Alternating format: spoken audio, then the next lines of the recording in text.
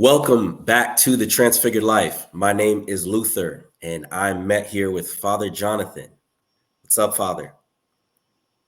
How you doing, Luther? Good to see you again. Good to see all our viewers again. Hope you enjoyed tonight's episode. Oh, yeah. And we're going to have a little fun with this one. So, Father, we are going to work through our top 5 best Orthodox books for Inquirers. All right. So I Okay. know Sounds that good. you have probably a ton of people coming in to your church here and there. We get emails all the time about, certain requests about, questions and things like that. But what is the top 5? What is the best? So we'll just have some fun with this one, Father. And I'll give my list. You'll give your list. Okay. And That sounds like a plan. yeah. Okay. So let's do that. hop Let's right do it. into it. This is the top 5. All right. This is a priest perspective, and you get somebody who's who was from the Protestant background. Yep. You'll get my perspective. So, Father, what do you got? What's your Well, top 5? this is a really interesting question. And of course, we want to say now, and we'll probably repeat it at the end of this broadcast, we'd like to know what all of you think your top 5 are. And the thing is, I think for a lot of people, the top 5 is going to depend on where they're coming from.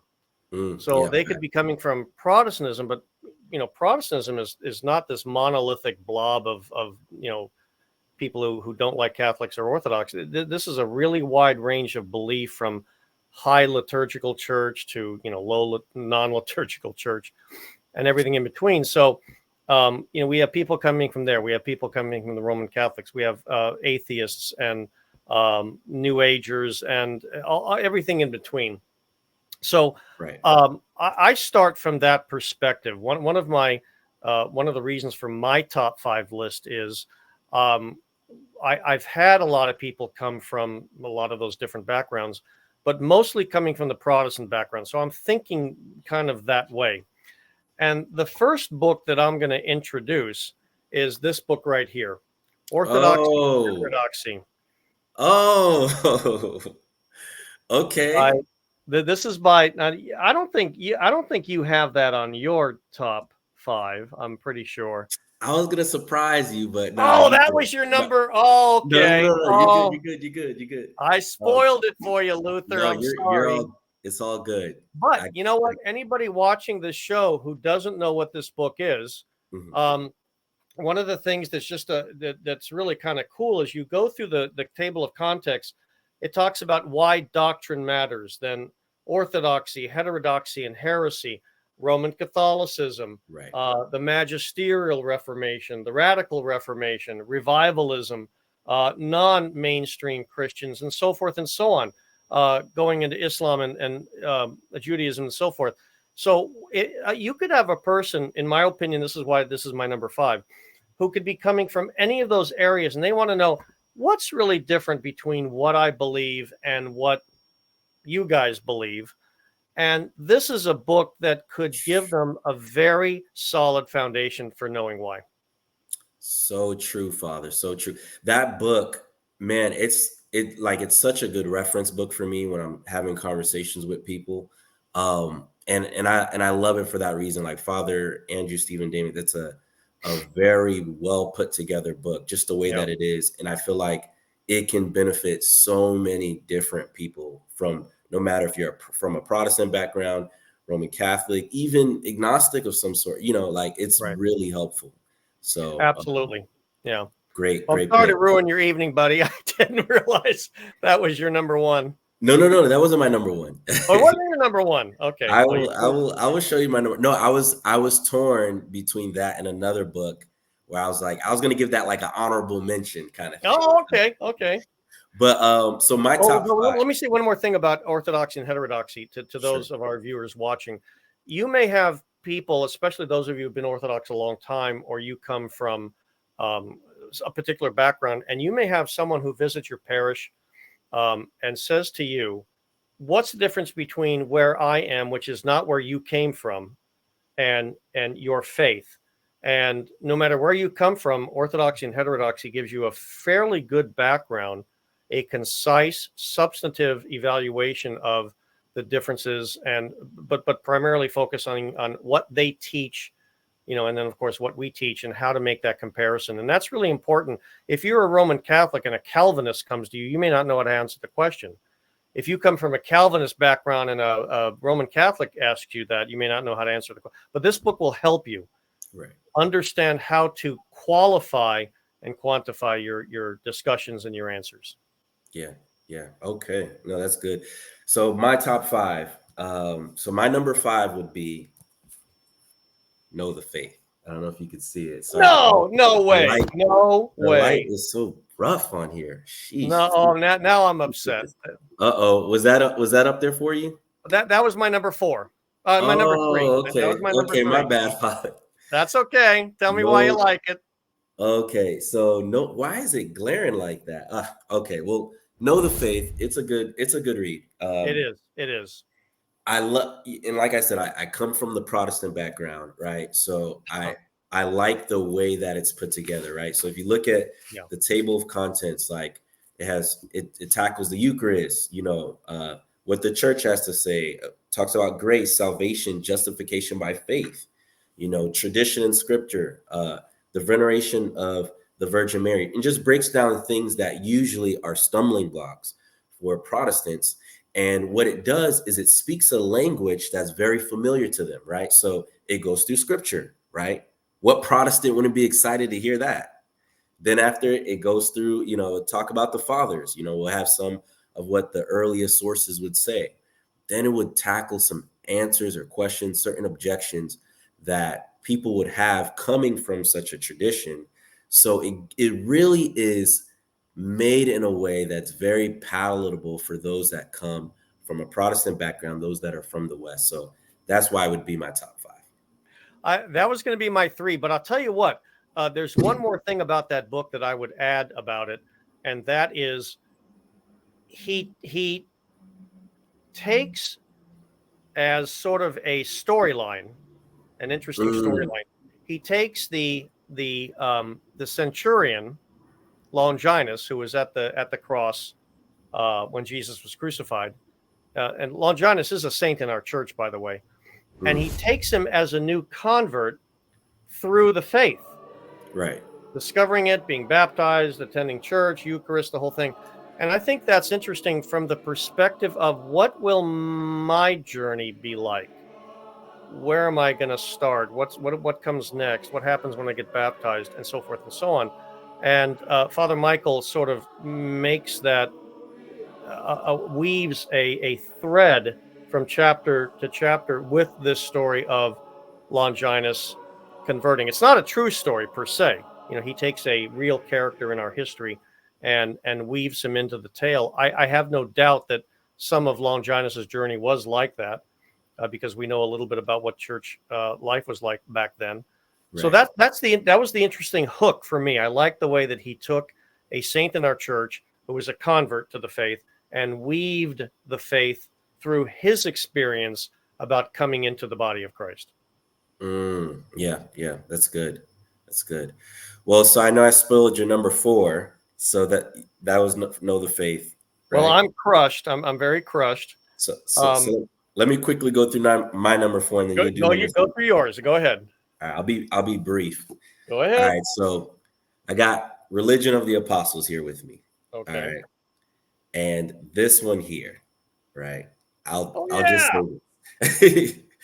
just say this. Father Stephen DeYoung, he's put together really good work here. One of my favorite chapters on here is just him talking about the two powers and just the Trinitarian, like his breakdown of the, understanding of the Trinity being in the Old Testament, and showing like that Paul was not really converting to like some new faith. Like this is like a continuation of the faith. I thought it was so strong, but this alone, this should be picked up. I think that people would benefit from it greatly. So I'll keep it at that. Okay. Yeah. I like it. All right. All right. So what is your number 3? So I talked about orthodoxy and heterodoxy, and then, my number 3 was Know the Faith. That was my number 3. So I'm going to go to my number 4. I don't have the book cover in front of me, and I was looking for it desperately before the podcast began, and I went, oh my gosh, what did I do with it? It's someplace in my house. But it is a book also by Father Andrew Stephen Damick called Arise, O God. Arise, O God. Now, I'll tell you why I like this. I like this book because it is the kind of book that I can give to people who are either atheists or severely unchurched or de-churched, or who've been away from church for decades or something like that, who've completely given up on church, who don't know what the church is or care or anything like that, but they've come back and they've approached Orthodoxy by saying, you know, I need God in my life. I want to get to know him again, but I don't know where to start. I really don't know where to start.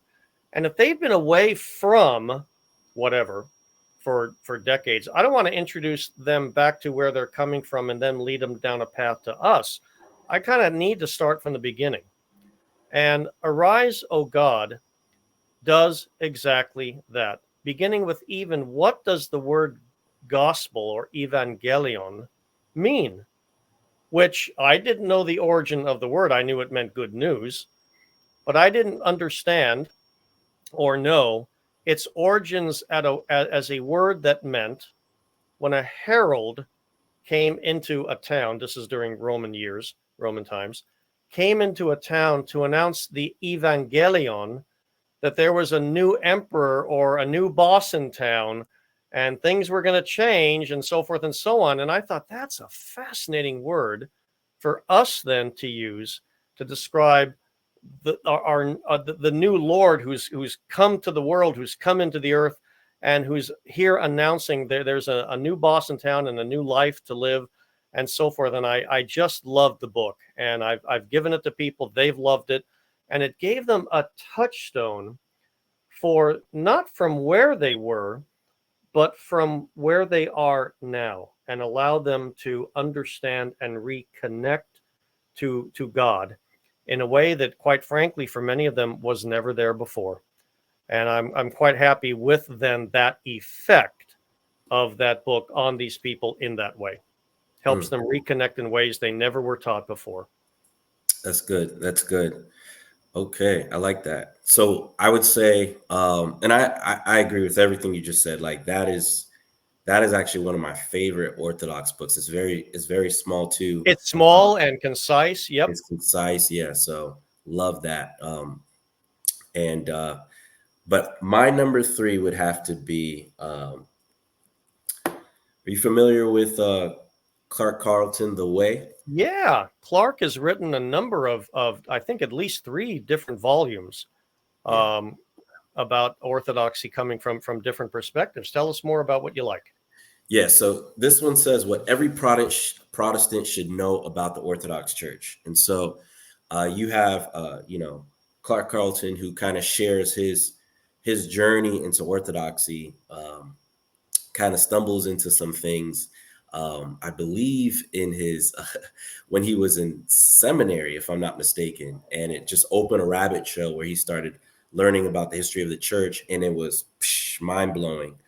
But what I like about it, similar to why I like Know the Faith, he speaks language that a Protestant would understand, right? Yep. So he shares his story, and after he shares his story, he then goes and shares basically, certain ways, like layers of things that broke down for him. So he talks about the invisible church and, the visible church, how Orthodoxy understands versus Protestantism. He goes through sola scriptura. There's a lot of things there that is just a gold mine, and you'll come away leaving it thinking, all right, Protestantism, wow, I don't know if this holds up. And you'll come looking at Orthodoxy like, I would like to know more. So I really like that book. All right. Well, we're about to shorten our podcast by a few minutes because I just already talked about my number 3. But I want to go to then, having done my 5, 4, 3, let's go to 2. And remember, I said at the beginning that I like books that address people from where they're coming from.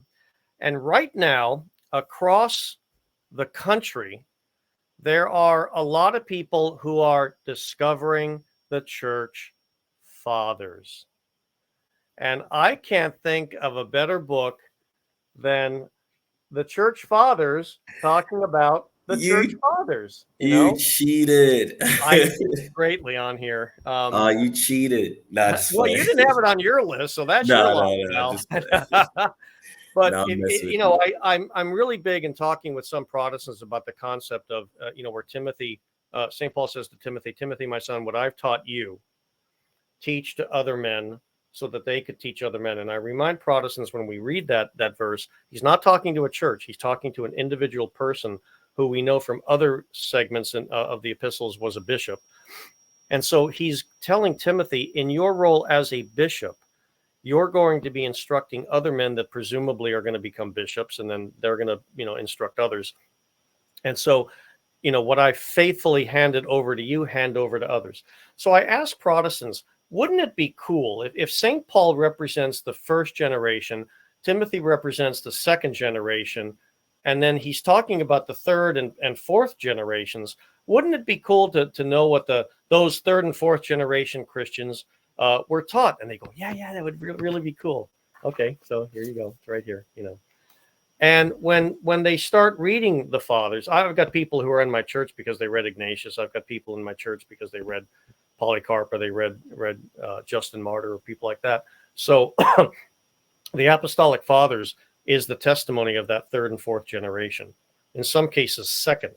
But we're talking about people who knew the apostles, who were taught by the apostles. What were they taught?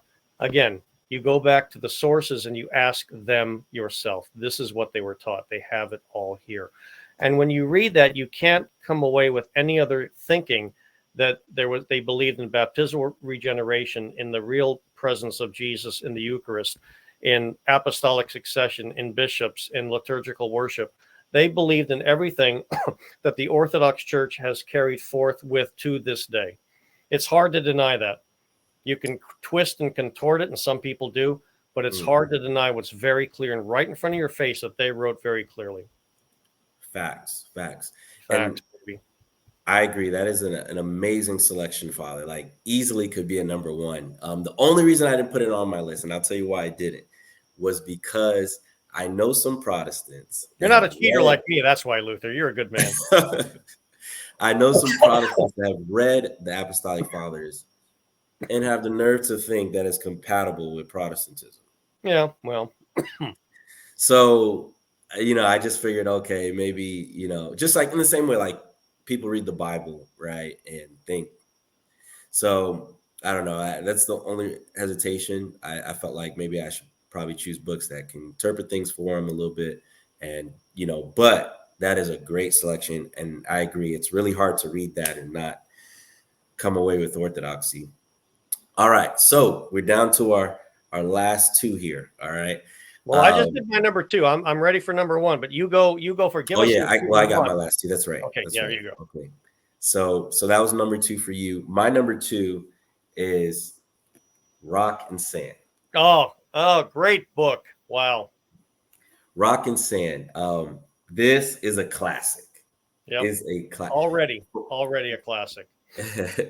And before I even say anything about the content, but man, it's just so well put together. I mean, the book, like, if you get it, like, it's just so nice, and like it comes with like a bookmark and whatnot. Like, really good book.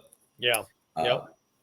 Well made. Well done. Well made, well done. It feels rich. So this book was one of the more convincing books for me as it pertained to looking at Protestantism differently. And it was an eye opener to just like, whoa, like, I didn't know this about the Reformers. Zwingli did what? Martin Luther believed what? And it really breaks down the history. You have Father Josiah Trenholm, who came from, I believe, a Reformed background, does an amazing job of breaking down the history.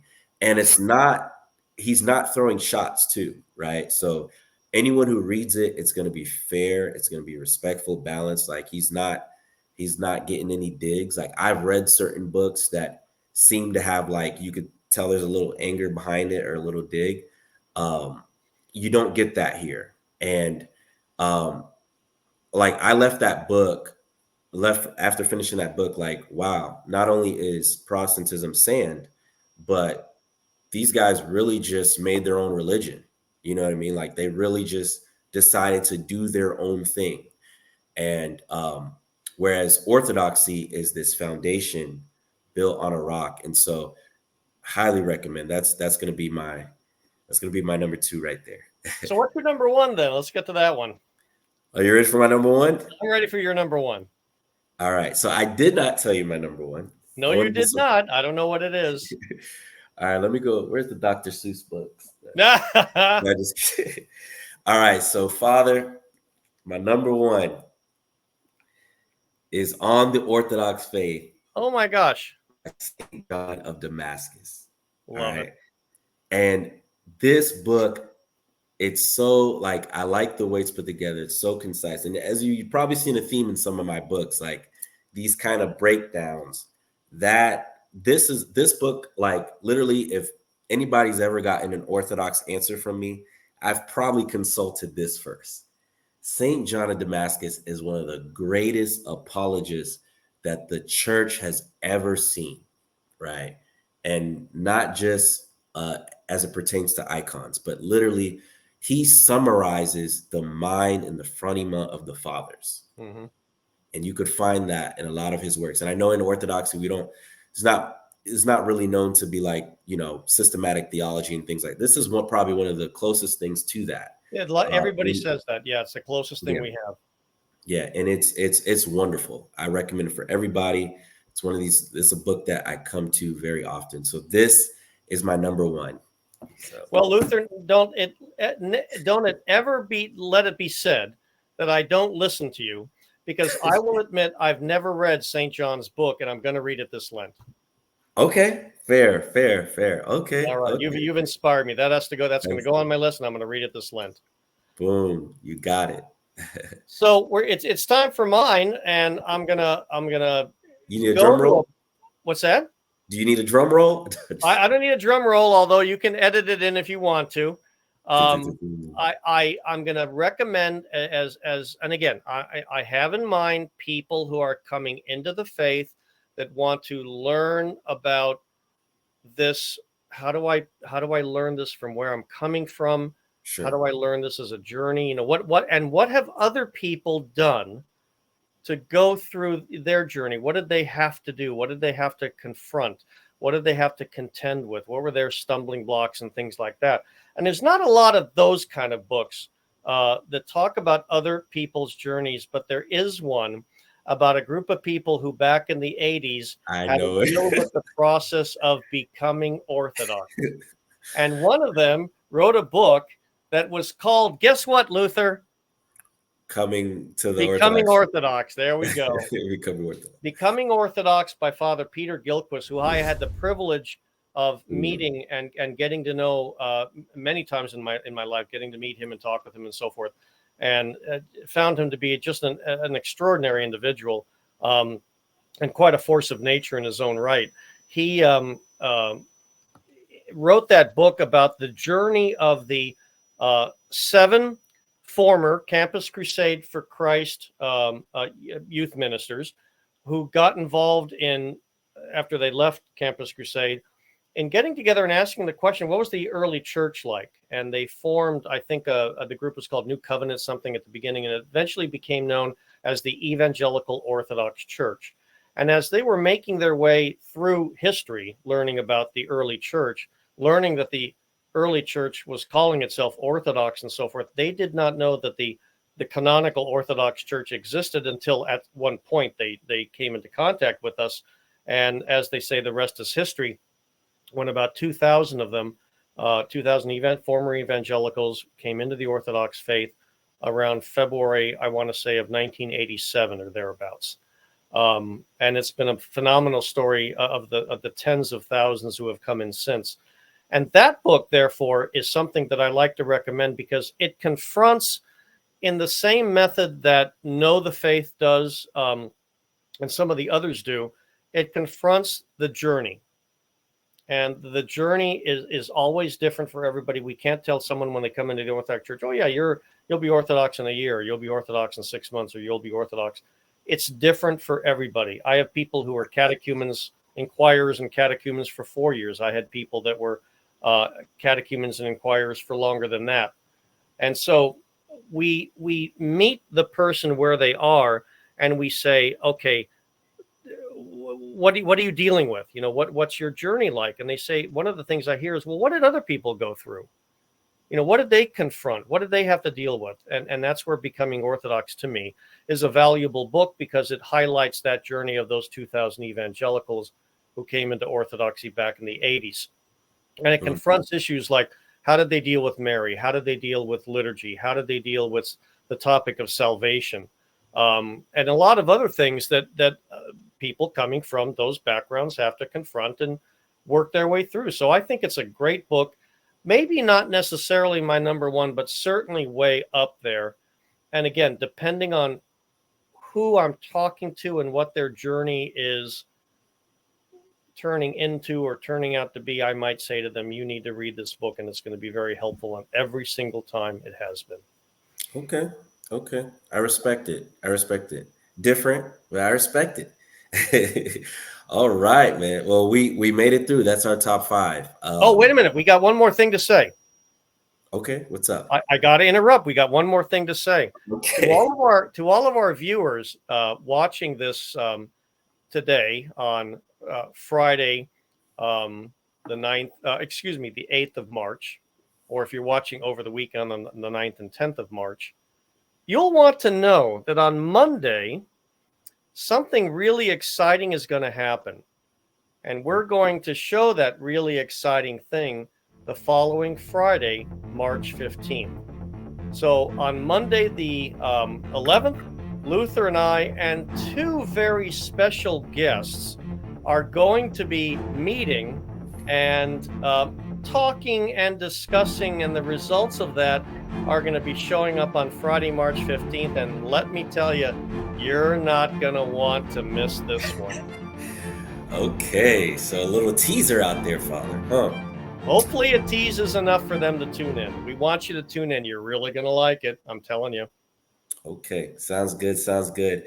And it might end up helping some people become Orthodox inquirers. So it very well could. And if it does, God bless you. And we're glad to be able to facilitate something very positive in that journey.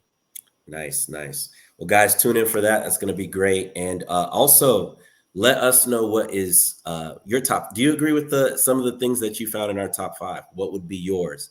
We'd love to hear about it. If you have a different suggestion, we're interested. At the end of the day, this is not, this is technically our top 5. So what is yours? We'd love to hear it. All right. Well, you guys take care. Father, you have a good one.